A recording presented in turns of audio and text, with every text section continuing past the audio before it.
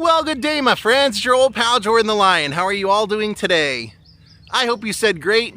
Today we're coming to you from Marceline, Missouri, the hometown of Walt Disney. Over the next two videos, we're going to see quite a bit of Walt's history here in town. Daze with Jordan the Lion and you all. It begins right now.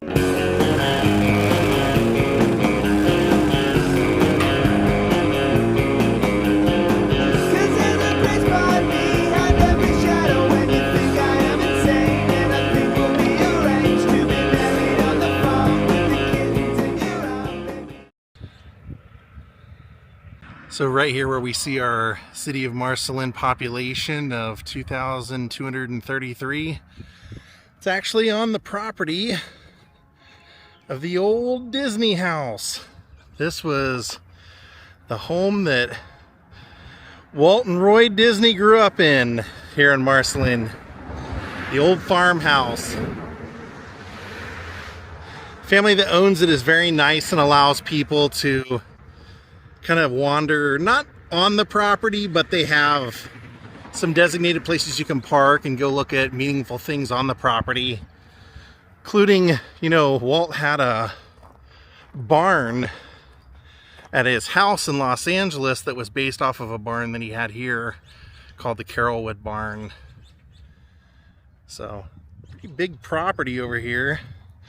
They do have a historical plaque that I'll go over and read to you guys. I just wanted to be able to show you a little bit of the barn over here, which may not be original to the property, but I know that there's one further back. So let's go take a look at what happened here. I love that you can see the old pump right there too, and hear the train, because this was a train city. Trains coming and going all day. So if you come to the corner, you'll see it has a nice big arching driveway and a basketball hoop over there. And it tells us this was the Disney family farmhouse. The home is currently a private residence, so don't go knocking on the doors, please. But it's quoted by Walt Disney. It says, "I went with our family to live in Marceline when I was around 4 years old. I clearly remember the day we arrived there on the train. A Mr. Kaufman met us in his wagon, and we rode out to our house in the country just outside the city limits." It literally, they're the city limit sign. So it says, "I believe it was called the Crane Farm. My first impression of it was that it had a beautiful front yard." And that's what I was starting it out with, showing you a view of the front of the property. But if you go a little further back, they have a section that everyone likes to visit when they come out here, and we're going to be no different. You can actually just take a load off and enjoy looking at their house right here. That's how kind the family is. They know this town attracts a lot of people, and many of them Disney fans, people inspired by Walt and Roy. Here's their garage, and you can see a little basketball hoop. It's an old one too, on a wooden post, so who knows how long it's been there. So as we go behind the property and back here through these woods, there's a special place to Walt. So as our sidewalk ends, we find a sign over here that says, "The Disney Family Farm, Walt's Dreaming Tree Site, and Disney Family Barn Site. Open free to the public, 365 days a year, dawn till dusk." All right.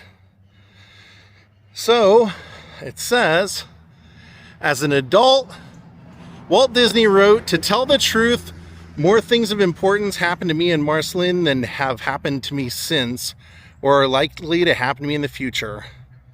Walt often drew upon his idyllic farm life in Marceline for stories and characters that became world famous through his animated and live action productions."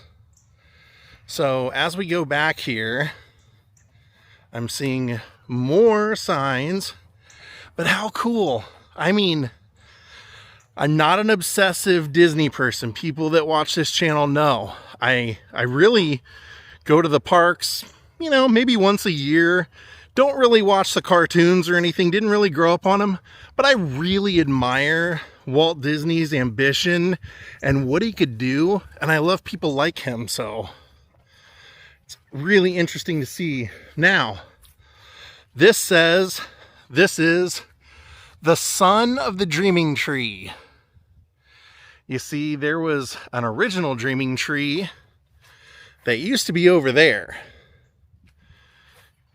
However, he passed away, and Walt's grandson, or son I believe, decided that the dream shouldn't die out here. So they took one of the seedlings from the tree, and from what I read, some of the soil from Disneyland and some of the water from Disneyland, and planted this, and it has grown to a very nice size. It says, this Dreaming Tree sapling was planted by Walt's grandson, Bradford Disney Lund, with the assistance of Walt Disney World ambassadors Sarah Spike, Juana Vilas, and Christopher Stewart. Soil from the Magic Kingdom and water from the rivers of America were lovingly mixed with soil from this iconic farm during the planting ceremony. Okay, well, I probably should have read that before I said what I thought I had heard. Hanging around people that love Disney, you hear these stories, so I had heard that before. But over here was the original, the real deal, the one that's no longer here. The original Dreaming Tree, and they do have a picture of Walt and Roy back here visiting with the tree when it was here. It says in 1906, Elias Disney purchased the William Crane Farm located on the outskirts of Marceline, Missouri. The entire family was enlisted by Elias and Flora to help maintain the farm, tasking a young Walt with the responsibility of keeping an eye on his little sister Ruth. Walter and Ruth would often escape to this very location where they would find solitude under the dappled leaves of a majestic cottonwood tree that Walt would later nickname his Dreaming Tree. Ruth would often recall the fun times she had shared with her big brother as they climbed amidst the sturdy branches and played in the cool tall grass under this intrinsic part of their very unique Midwest childhood. That was sadly that tree that's gone. It says Elias rarely encouraged his youngest son to pursue his passion for drawing, never imagining that art would provide the basis for a well-paying career. Luckily, his very observant Aunt Margaret noticed a spark of artistic promise in her young nephew. Every visit, Margaret would covertly provide Walter with Big Chief drawing tablets and a steady supply of sharpened pencils. This visionary gift gave Walt the ability to quietly lie beneath his beloved Dreaming Tree and slowly hone his craft. Walt Disney often credited this exact location as the birthplace of his creativity. So we can see that the fence is here and it's gone, and we can see water right there in the picture, so it would have been right over here. That's a bummer. Probably like right here, honestly. Because we can see the water, and we don't know which, since we weren't out here when it was here, we don't know which side of the creek they're standing on, but there's the train again. Now, we go a little further back and through the woods, and like I said, I love the fact that this was where he came up with ideas, where he credits the beginning of his imagination. Pretty muddy out here today. It says, coming to Marceline in the spring of 1906, they moved their family from the hustle and bustle of Chicago to this 45-acre farm purchased from the estate of Civil War veteran William Crane. At the time of the move, the farm was largely comprised of 2 fruit orchards where they focused on cultivation of Wolf River apples. All right. They must have got a rain out here. It is really muddy and really bad to walk on, so that's why I'm going gingerly. Man, this is a no-win over here. if you hear me fall. It says Walt's 1949 film, So Dear to My Heart, was set in the early 1900s, echoing the time period of the Disney's family spent in Marceline.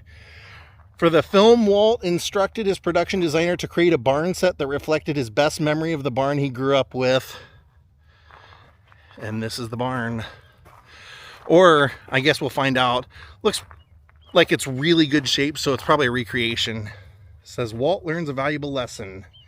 When young Walt decided to hold a circus in the barn, his friends paid 10 cents for a show comprised of lethargic goat, a pig, and a family dog and cat dressed in his sister Ruth's doll clothing.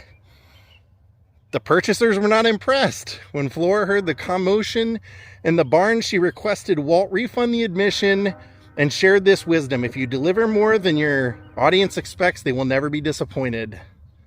A lesson Walt took to heart.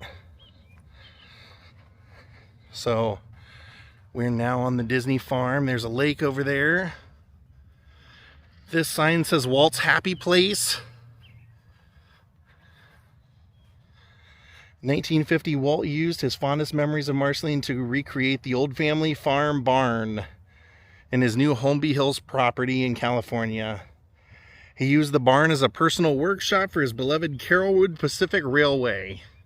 Quickly became his happy place and is regarded as the birthplace of Disney Imagineering. Welcome to Walt's barn. It says this barn was built by volunteers in the summer of 2001 to help celebrate Walt's 100th birthday. It was constructed using the blueprints Walt had commissioned for his own Holmby Hills workshop. Autographs and messages to Walt and Roy are welcome on the interior of the barn. So there's somewhere to sit right there. And there's the barn. I've been out to the Carrollwood property where his house was early on in my vlogging, and then I believe with Adam the Woo I went to the Carrollwood barn where it's been moved to, which is, if you like the movie The Jerk, where Naven runs that train. He's like the conductor of the kids train. That's where the Carrollwood barn is now, out there where that train is. So enter through these doors and there's a D.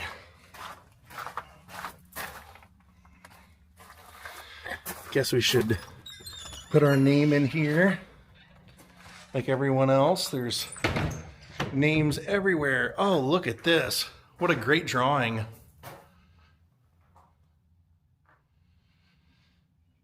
These are great.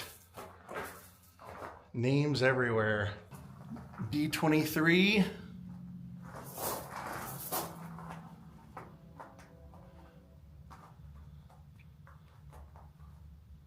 Here's the back of the barn. And you can tell people have climbed all the way up in the rafters to put their names all the way up there. Wow. I'm gonna look around for just a second and see if, oh, they have a beautiful window right there. You can just sit here and look out at what Walt's farm and family life was like.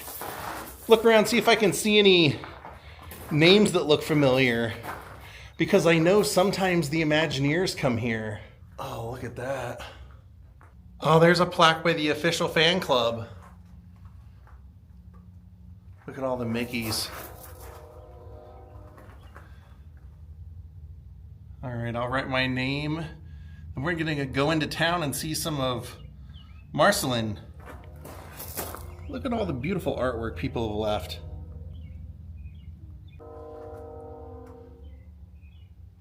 Wow, that's great.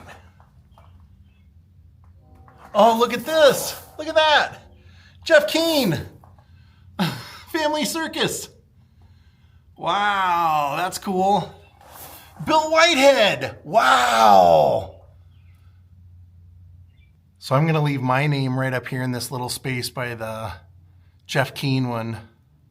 There it is. I wrote, thanks Walt and Roy. Jordan the Lion. There's Walt's Lake. Family Farm Lake. What an awesome experience to get to come out and see his farm. Absolutely incredible. All right, my friends, I think we're gonna call it a day here from the Disney farm. Come back tomorrow and I'll show you the original Main Street USA and the Disney Museum here in Marceline, Missouri. Have a great night, everyone. Until then, goodbye.